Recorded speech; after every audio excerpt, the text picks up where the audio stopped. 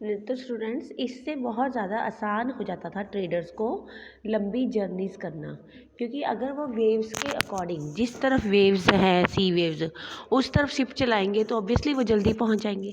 ठीक है, तो नेक्स्ट टॉपिक है हमारा न्यू किंगडम्स अलोंग द कोस्टेज। तो southern half of the sub continent, southern half देखो ये जैसे इंडिया है, ठीक है, ये इंडिया है ना, जो इंडिया का ये वाला हिस्सा जो है नीचे वाला, तो ये साउथर्न हाफ है इंडिया का। जो नीचे वाला साउथ इंडिया है वो साउथर्न हाफ है इंडिया का।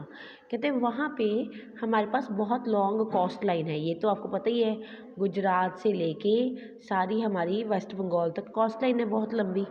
तो कहते इतनी लंबी कोस्ट लाइन है, हिल्स भी हैं, प्लेट्यूज़ है, रिवर वैलीज़ भी हैं। तो सारी रिवर वैलीज़ में जैसे कि कावेरी रिवर है वो बहुत फर्टाइल है, तो इन सारी जगहों पे जो ट्रेड था वो बहुत ज़्यादा बढ़ गया। चीफ और किंग क्या करते थे यहाँ पे, जिनके हिस्से में होती थी वो रिवर वैली, जिस किंग के कंट्रोल में है वो रिवर वैली, वो बहुत रिच और पावरफुल हो जाता था ट्रेड करके। अब जो संगम पॉइंट्स हैं, संगम पॉइंट्स याद है आपको, संगम पॉइंट्स वो पॉइंट्स हैं जिन्होंने साउथ इंडिया का लिटरेचर लिखा था। तो उन्होंने मुविंद्रा, मुविंद्रा के का नाम मेंशन किया है। मुविंद्रा कौन है, मुविंद्रा एक तमिल वर्ड है और इसका मतलब होता है थ्री चीफ, तीन चीफ। ठीक है, तो आगे आपको बताती हूँ, just wait. Use the head of three ruling families, जो मुविंद्रा है ना वो वर्ड तीन राजाओं के लिए कंबाइन तौर पे इस्तेमाल किया है, जैसे कि चोलाज, चेराज और पांड्याज। इन तीनों को इकट्ठे मिलके कहते हैं मुविंद्रा किंग्स। तो कहते हैं इनके बारे में पता चला है कि साउथ इंडिया में ये लोग बहुत ज़्यादा पावरफुल हो गए थे आज से 2300 साल पहले। तो क्यों, क्योंकि इन्होंने जो ट्रेड था, जो जो कोस्टल एरिया थे वो इनके पास थे, जो रिवर वैलीज थी वो इनके पास थी, और वहाँ पे ट्रेड बहुत फ्लोरिश था। ट्रेड अच्छा हुआ तो ये लोग सारे क्या हुए, रिच हुए। कहते ये थ्री चीफ्स हैं, had two centres of power, one inland, एक तो इनकी दो जगह पे इनकी पावर है, एक तो इनकी पावर है इनलैंड। ठीक है, जस्ट वेट बेटा, एक तो इनकी पावर है इनलैंड और दूसरी इनकी पावर है कॉस्ट के ऊपर, कोस्टल एरिया के ऊपर। देखो एक तो इनलैंड देश के अंदर इनका ट्रेड काफ़ी अच्छा चलता है, दूसरा कॉस्ट के ऊपर। Out of these 6 cities 2 were very important. तो 6 में से 2 सिटीज़ ऐसी थी जो काफ़ी ज़्यादा इंपॉर्टेंट थी। वो कौन कौन सी सिटीज़ थी, जस्ट वेट, पुहार और Kaveripattinam, the port of the Cholas. Puhar थी जिसको कावेरीपट्टनम भी कहा जाता है, ये चोलास का पोर्ट एरिया है, और अगली थी मदुरई। ठीक है, जो कैपिटल्स थी पांड्यास की। तो ये जो दो थी ये बड़ी ज़्यादा इम्पॉर्टेंट थी। नेक्स्ट है बेटे, the chief did not collect regular taxes. जो राजा होता था वो रेगुलर टैक्स नहीं लेता था, जो राजा होता था। इंस्टेड ये लोग डिमांड करते थे गिफ्ट, कि हमें गिफ्ट दो, लोगों से ये गिफ्ट की डिमांड करते थे।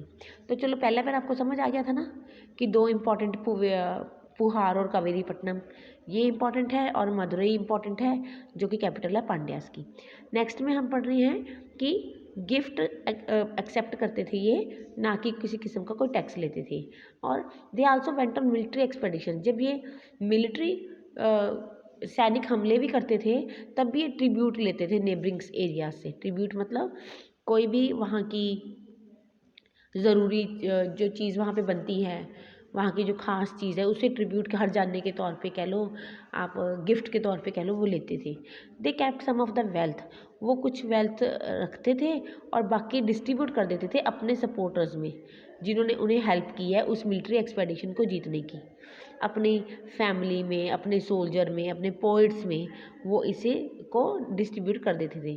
बहुत से जो पोइट्स हैं जिन्होंने संगम लिटरेचर में जिनकी पोइट्री हम पढ़ते हैं, उन्होंने ऐसे कई चीफ्स की प्रेज़ की है, तारीफ़ की है, जिन्होंने महंगे स्टोन, गोल्ड, हॉर्सेस, एलिफेंट या रथ या अच्छे कपड़े, ये सारी चीज़ें दी हैं, मतलब as a you can say tribute. ठीक है, तो ये सारी बातें हमें संगम लिटरेचर को पढ़ के भी पता चलती हैं। अबाउट 200 ईयर्स लेटर, 200 साल बाद एक डायनेस्टी आई जिसका नाम था सतवाहना डायनेस्टी।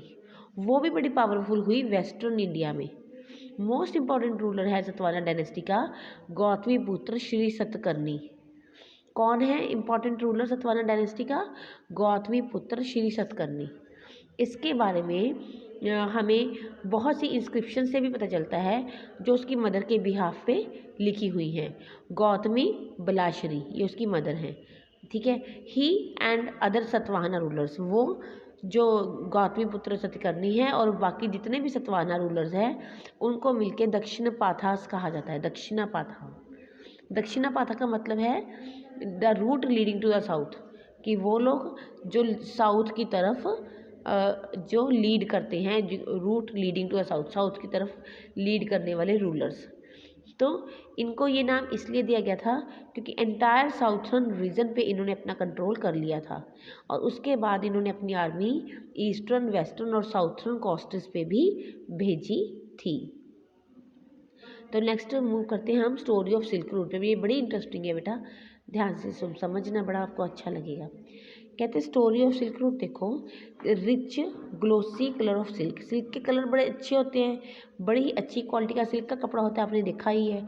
उसका टेक्सचर बड़ा ही स्मूथ होता है और वो highly valued fabric in most societies, और वो बहुत ही महंगी फैब्रिक है हर सोसाइटी में।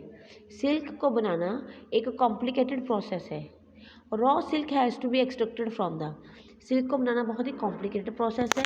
रॉ सिल्क को कोंकुन ऑफ सिल्क, वो हम आज के टाइम में तो आपको अच्छे से पता है, आपने साइंस में पढ़ाई है कि रॉ सिल्क को कोंकुन ऑफ सिल्क वर्म से, सिल्क के जो कीड़ा है उससे बनाया जाता है, फिर उसका थ्रेड बनता है और उसके बाद उसका कपड़ा बनता है। तो ये जो टेक्निक्स हैं सिल्क की, याद रखना ये सबसे पहले चाइना में इन्वेंट हुई थी। चाइना आपको पता है ना कहाँ है? नॉर्थर्न माउंटेन्स है हमारे हिमालय, उसके उस तरफ चाइना है। तो चाइना की लोकेशन को माइंड में रखना। ये बात है 7000 ईयर्स पहले की, ठीक है। कहते हैं जब ये मेथड्स, इन्होंने अपने मेथड्स को पूरा सीक्रेट रखा थाउजेंड्स ऑफ ईयर्स तक, उन्होंने बहुत सालों तक किसी को पता ही नहीं चलने दिया कि हम सिल्क कैसे बनाते हैं। तो सम पीपल फ्रॉम चाइना, तो चाइना से कुछ लोग वेंट टू डिस्टेंस लैंड, पैदल चल के माउंटेन्स के ज़रिए, माउंटेन्स नहीं है रास्ते में हिमालय वगैरह, उसके ज़रिए बाय फुट या हॉर्स बैक पे या घोड़ों पे या कैमल्स के ऊपर सिल्क लेके आते थे, ठीक है। तो सिल्क लेके आते थे वो इंडिया में, इंडिया से वो जाते थे सिल्क लेके वेस्टर्न, आप कह लो ईरान इराक की तरफ, पाकिस्तान अफ़गानिस्तान की तरफ, उस तरफ उन्होंने जाना है चाइना से। तो ये क्या करते थे, ये जिस रास्ते से आते जाते थे उस रास्ते को सिल्क रूट कहा जाता है। उस रास्ते का नाम ही सिल्क रूट पड़ गया क्योंकि उस रास्ते से सिल्क का ट्रेड होता था, समझ गए ना। चाइना से माउंटेन्स के ज़रिए इंडिया में आएंगे, पाकिस्तान अफ़गानिस्तान ईरान इराक, तो क्या होता है इससे, ये सारा रास्ता क्या बन गया, सिल्क रूट बन गया। तो ये जो चाइनीज़ रूलर्स हैं, ध्यान से सुनना, sent gift of silk to rulers of Iran. अब चाइना के जो राजे हैं उनके पास बेस्ट चीज़ है सिल्क की, तो वो सिल्क को एज अ गिफ्ट भेजते थे ईरान में, और वेस्ट एशिया के राजाओं को गिफ्ट भेजते थे, या फिर बेचने के लिए भी आते थे या गिफ्ट भी भेजते थे। तो यहाँ पे आके सिल्क जो थी वेस्ट की तरफ काफ़ी चलने लगी। तो 2000 साल पहले सिल्क पहनना एक फ़ैशन था रूलर्स में, राजे महाराजे सिल्क पहनते थे, या अमीर लोग हैं जो रोम के, वही सिल्क पहन सकते थे क्योंकि वो बहुत महंगी थी, इतनी दूर से आती थी। और it has to be brought all the way from China, China से रास्ते में आती थी, तो डेंजरस रोड्स है रास्ते में, ख़तरनाक पहाड़ियाँ हैं, माउंटेन्स हैं, कभी कोई लद्दाख डेजर्ट जैसा डेजर्ट आ जाता है।